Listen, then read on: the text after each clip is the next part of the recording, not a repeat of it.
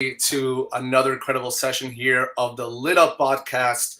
Myself, Michael Ben Malik, and actually I'm super excited because we have live and in color Rabbi Lazer Brody, all the way from the holy city of Ashdod, Israel. And Rabbi, if there's one person I want to start talking to immediately about what's going on in Eretz Israel, both on a spiritual front and on a physical front, it is you. Just for everybody who actually does not know who Rabbi Lazer Brody is, which I'd be surprised if you don't. Rabbi Lazer Brody, number one, is an incredible teacher, lecturer, author, former IDF soldier, a person who continually inspires all of Klal Yisrael with emunah and with faith. You can find him on emunah beams. Rav, at the end, we'll go through all the different ways people can follow you. And again, I want to thank you so much for the time and opportunity. I know there's a lot going on. You're very limited on time. So if you can tell us a little, how are you doing in such a hotbed right now of activity in Ashdod? I tell you, I don't even have time to think how I'm doing. I have so many. Just now, just as you spoken to me, Michael, I just got one vid from the Lebanon border and one vid from inside Gaza. And these are things that can't be this from my students. And, when you've got something on your chest, you either want to talk to your dad or your rabbi, your spiritual guide. And for these guys, I'm their spiritual dad, at the end of the relationship, the same type of relationship that you and I have. Okay. And the stuff I'm hearing, you don't hear on CNN, not even on Fox News. But I get tears in my eyes just thinking of the heroism and the valor that our guys, good little Jewish boys, but under fire. I'm telling you, Israel now to make the spiritual tie spiritual. Okay. You have a lion, and sometimes the lion is eating a steak, and you can walk by him, and he won't get up, won't do anything. You go in lion, and you wound him. You cut him bad. And lion is cut bad. He's wounded. We in Israel are wounded. Israel's a wounded lion. A wounded lion is the fiercest animal in the jungle. Okay. So now all the rosy hearts are, what Israel's doing. Hey, who asked you to come in on Shabbat in the morning at Simchat Torah? And yes, I have a few people that complained that I was graphic. I'm sorry. I can't see every child, every Jewish child. That's my own child. Michael, you know that there's no difference between your kids and my biological kids. It's the same thing. We love them the same. And you don't know what it is to see pictures of babies in their cribs with their torso in one place and their heads in another place. You don't know what it is to hear the guys in Zaka. Okay, guys in Zaka, Zaka guy calls up and he says to me, Rav, I've been in car accidents and I've been in tragedies and I've been everything. And to see babies in Kfar Aza, 40 babies, and it's just crazy what we're up against. Michael, this is no longer, when I was in the army, okay, it was all the time. Yeah, I knew Lebanon like the back of my hand, the Golan, Syria, but never fighting at home. No, or fighting across the borders. Always fighting across the borders. Michael, this in the last 72 hours, there have been 3 terrorist infiltrations as far as Ashdod. Yesterday, there were 6 in Ashkelon, which is right 3 miles down the road. I'm in the south of Ashdod. And, you come do it with me on the beach. We just look down the beach and you can see Ashkelon right there.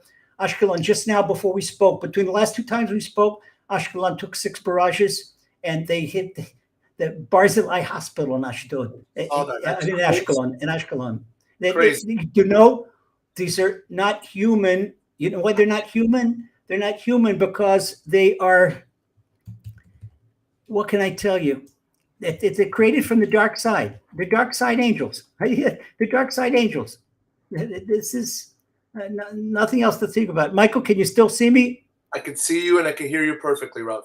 Okay, good, because my screen went blank. Now it's back again. Okay, this is south of Israel and our internet connections. Okay, now that it's crazy jammed up communications here. Rabbi, if you don't mind telling me a little bit, what is it like right now? Obviously, like I said, you're in the hotbed, you're in Ashdod, next to Ashkelon, tremendous amount of missiles going your way.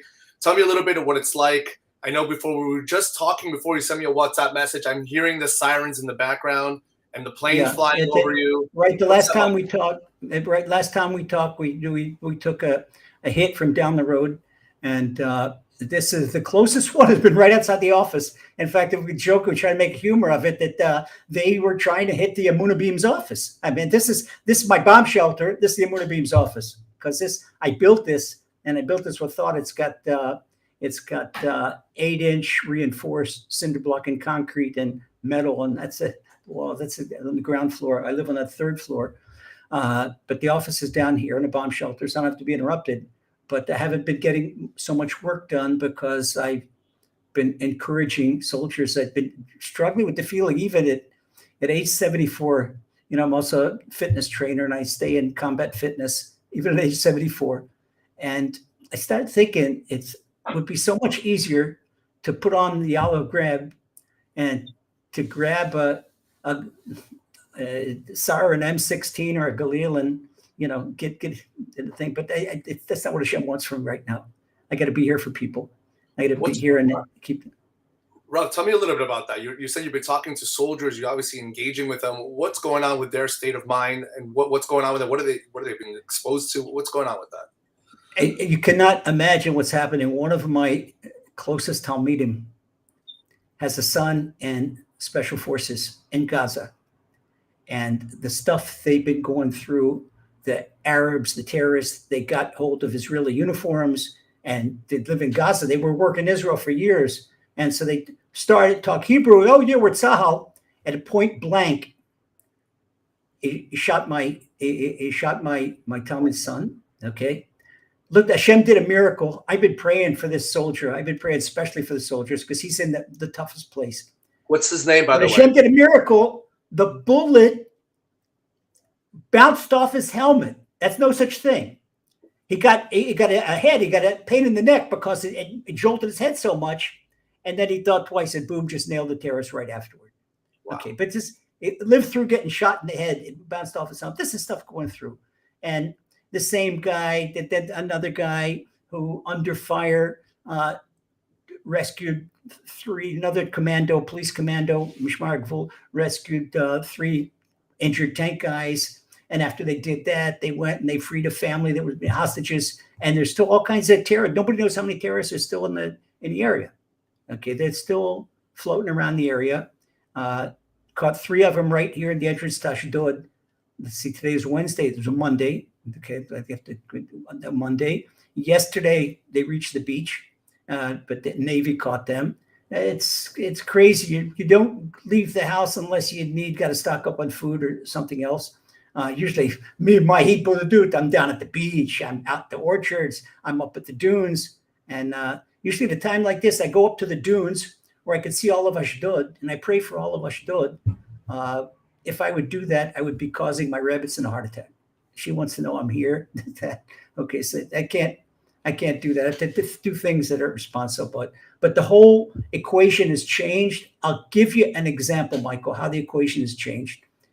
The Melitzer Rebbe, my Rebbe, right in our neighborhood. He is a grandson of the Baal Shem Tov. He's son after son of Reb Michal Zlotchever. Is the real deal Baal Shem, it's pure tzaddik, 80 years old. The Melitzer Rebbe, if I would say, Rebbe, can I carry a piece? Never in a million years. Okay, say to me in Yiddish, it's a piece? You've got a muna? What do we need a piece for? I told him today, I said, Rebbe, there's nobody else in the shul. There's a Hasidim, the guys that didn't serve in the IDF. And I said, Rebbe, I tell you, it's a little bit irresponsible. We got to do extra. So the Rebbe said to me, Laser, get a piece. So I've been all through the afternoon in between brides frantically trying, even I spoke to Ben Gvir's office to expedite getting the license. I mean, this last thing I would have thought of, who's thinking about, stocking up with a piece at a time like this, at the laser at age 74. No, we're it's it got to be. I mean, the infiltrators, you can't take choice. So what is going on here? Let's go to the spiritual. Okay, I could go into more and more details. There's a lot of gory details. When the smoke clears, there's a lot of stuff to talk about. I can write a book just from what my Talmidim have told me and what they have been through. Now I've got one of my Talmidim is up in Lebanon, and they're starting firing today. Okay, Lebanon is the Hezbollah with a shoulder missile hit an Israeli tank. Nobody knows. They did that yesterday, and four guys. They're four guys that first they're injured, then they were killed, and one was this Druzy lieutenant colonel, really good guy, young guy, commander. Druzy, they're brothers. They're brothers in arms. Okay, a lot of respect for the Druzy, and they got killed. So who knows? And in the north, and Iran is doing all this now. It's without a doubt it's Iran. Now we go to Yalkut Shimoni. Yalkut Shimoni says that before Mashiach comes, that Iran and Russia are going to align against the West, which is the U.S. Okay, against the U.S. They say Edom is the U.S. And ultimately, now it looks like the U.S. is helping us. My call is, according to the Yecheskel Hanavi, my call is we're going to have to go it alone. We're going to have to go it alone. And that's what it's going to be a big scare. But Eliyahu Hanavi says, and the same in the Midrash, Anovim. Okay, my humble sons, Higi Azman Legulatchem. The time of the Gula has arrived. It's all coming down. It's just what we got to do is hold on with Emunah and keep a smile on our faces and know that it's like we are fighting a war of Emunah. What is the war of Emunah, Michael? The war of Emunah, Hamas has grade 97 Emunah. You got to understand, these guys got unbelievable Emunah, but they don't have Torah. So, which means they believe in Allah. They believe in the same God, but they don't have a Torah that says you shouldn't kill and you shouldn't murder and you shouldn't steal. Not only do they behead babies, they're so sadistic, they take their captives and they take their credit cards, and now the banks are trying to get the names of the captives because Hamas is going on shopping sprees with captured people's credit cards. You know, they steal, they rob, they kill. They're savages. But why they're savages? Because they're dark side angels. Who created Hamas? We created Hamas with our Averas. Every time we say something bad about another Jew, that creates a negative angel. Okay? Who can say, Michael, that in the last year between Rosh Hashanah 5783 and Rosh Hashanah 5784, that they didn't badmouth another brother or another sister? And every time, that's what the Chofetz Chaim yells about that. He said, you create, and Reb Lezer ben Yaakov says in the 4th chapter, Pirkei Avos, you create a sin, you create an accusing angel. This accusing angel filters down, and this accusing angel embodies himself for the Hamas terrorists. Okay? So the only way to uproot them, okay, you can raise Gaza, wipe out Gaza. We didn't have a World War II and everybody against us. The only way to uproot them is like this. Okay, for right now, no talk against another Jew. It's pikuach nefesh. I don't care if he's Orthodox, conservative, Reform, right, left. It's a brother, it's a sister. No talk. It's pikuach nefesh. Every time somebody says something bad about another Jew, it's another terrorist infiltration.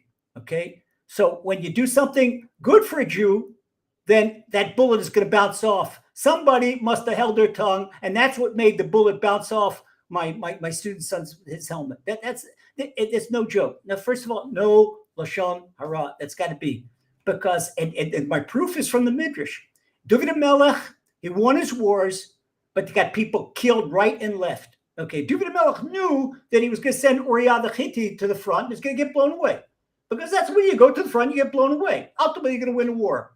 Ahab, who was the biggest idolater in Torah in history, the seventh day, Ahab, Jezebel, his wife, Ahab won all his wars, and the soldiers came back smelling aftershave.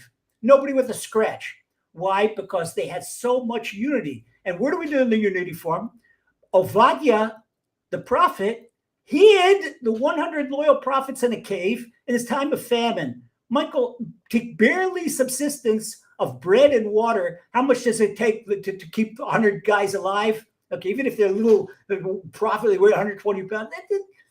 Everybody knew that he was schlepping water and schlepping bread to keep these people alive. Everybody knew. Not a single one ratted on Ovadia. And Jezebel would have given them multi-millionaires. She would have given them yachts and villas and millions to find this out. Nobody did that. That's why they won all their wars. Okay, no lashon hara, and we love each other. I'm not talking about. There's a lot to talk about Shabbat. There's a lot to talk about modesty and tznius. There's a lot to talk about other stuff that we got. Thing the Shabbat. Okay, you keep the Shabbat. The Shabbat keeps you. You protect the Shabbat. But I'd say first of all, right now we're trying to bat the hatches. We're fighting a war of existence. If somebody wants to help Israel, oh, you know what they did? Okay, it's nice. Everything, the money is nice to say country. First of all, you could be a soldier in LA, you could be a soldier in Miami by just guarding your tongue. When you guard your tongue, you're guarding the Israeli army. That's it. No more intramural hate. And that's what led up to this. Look at Israel, the hate, the right against the left, and Sturmer and Nazi Germany didn't have the stuff that the Israeli media would be writing about. Don't want to say anything about fellow Jews, but people would look at me, nobody knows what my background is. They see me in the street, I'm all right. And you see these 17, 18-year-old kids that come up and they spit at you. This is what we went through this year. This is crazy to look. Somebody looks like me. It was like being a black in Selma, Alabama, 1953.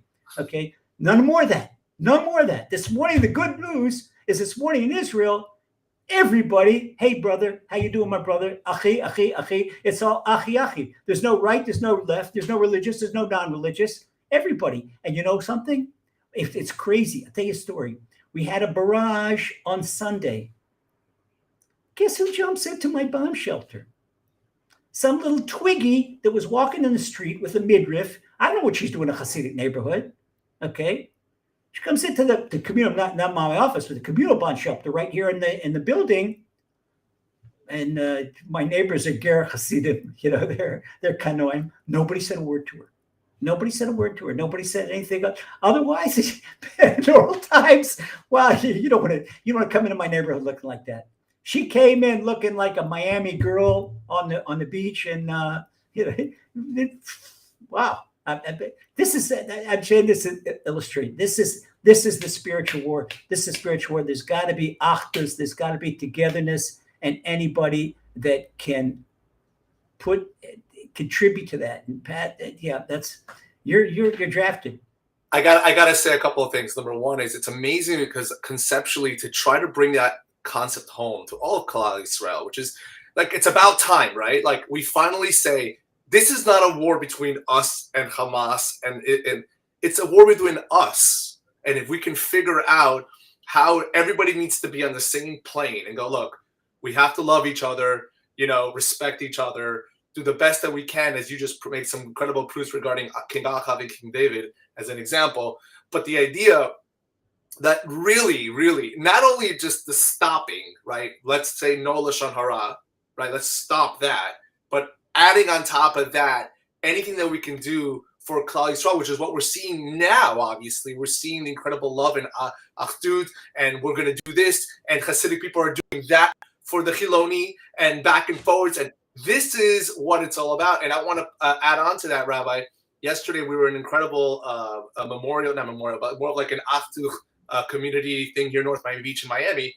And one of the things that was said is that, like you just mentioned before, we are all on the front lines right now. We all have a sort of role to play. You can be on the, so to speak, chesed team of the front lines, right? You can be on the no talking lashon hara. You can make those extra efforts in Torah learning, in speaking to Hashem, praying. Obviously, one of the things that was beautiful that was done is people were handing out names of soldiers. Somebody would take one, and that's your soldier that you have as your person that you're praying for. There was was taught, I don't remember which war it was, but with Moshe, I guess maybe it was the Midianites, and it was, and they went out to battle. I think there was about something to the tune of 10 to 12,000 soldiers, and it said specifically that for every single soldier that was out in battle, there was one person praying for each specific soldier.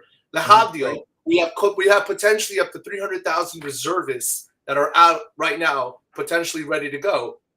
Imagine what that means for all Klal Yisrael to make that extra effort to find a soldier and just dedicate all their time and effort to pray for that specific soldier. What is chut? What do we have? It's an incredible thing, but like it just what breaks my heart on one hand is that we have to get to this point, but on the other side, it's exciting because really everyone's davening for Mashiach and Geula.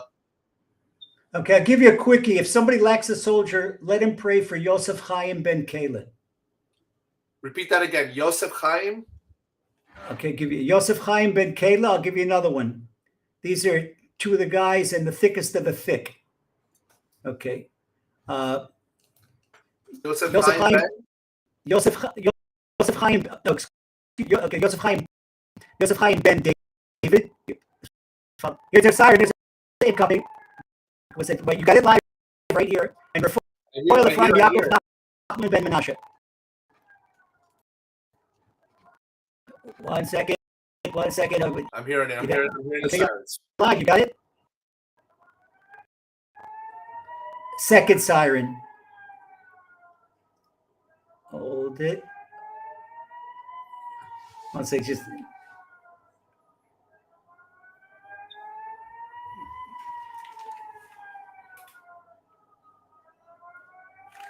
Can you hear it? I can hear it perfectly fine. I'm sure all the audience is hearing it as well. There's another one. This is south. Okay, this was my neighborhood and the next neighborhood to the south. Between us and that shit, they're going. There, just heard the outgoing. That's Iron Dome. Just went up in the air. Boom. There you go. Boom. Okay, the first was from the side of the boom. The first was an interception, but the second rocket fell. And according to the thud, it was maybe boom. That's what another closer. Okay, the first one was about 600 meters away, and the second one was maybe about 300 meters away. And afterward, find out. Hope everybody's okay. This is live right here. It's no joke. It's no joke. Okay, Michael, I got to get down the road. I got to get down the road because after that, just make sure there's another one going off there. Just another one landed right now. Okay, Michael, God bless you, and we love you. And regards to everybody. And for the Shem said some producer, that's some podcast. Wow. Okay. Rabbi, thank you very much. I just want you to know, continue to do all the amazing things you're doing for all Klal Yisrael. And Bezrat Hashem, if it's possible, one of the things I want to do is try to get as many names out there of soldiers to daven for and pray for. If you want to send me a whole list, we'll put that out there on through all the social media networks that we have to continue to daven for all of Klal Yisrael. Bezrat Hashem. Stay safe, Rabbi, and hopefully maybe take care. God bless. Here you go again. There you go again. Got to duck again. It's another one. Another barrage coming in. It's going crazy now. Okay, Mike, I got to get down the road. You take care and God bless. Yourself, Rabbi. Thank you so much. Bye-bye. Take care.